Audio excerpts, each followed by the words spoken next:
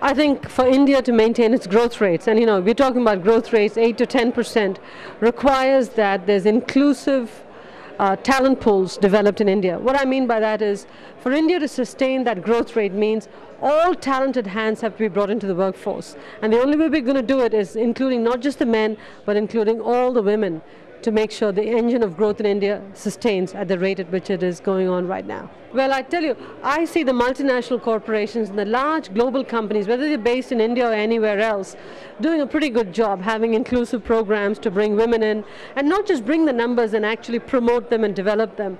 I think now it has to trickle down in the corporate environment to local Indian companies who have to adopt the programs that these multinationals are developing so that they too can be the engine of growth that uses women more productively in the Indian context. So that's the corporate environment, which is really what I'm most familiar with.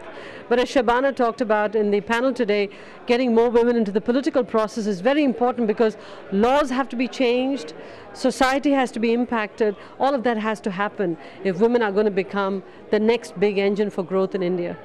The Indian woman is a remarkable species. I mean, the ability of the Indian woman to multiplex, to put up with a lot of crap is just amazing. I think the Indian woman is a remarkable mother, a remarkable wife, many cases a remarkable wage earner, a remarkable daughter-in-law, daughter. I think the Indian woman tries to do it all. Sometimes very well, sometimes struggles with it.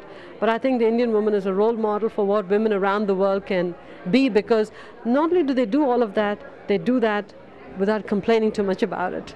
And so I'm very, very proud of women in India.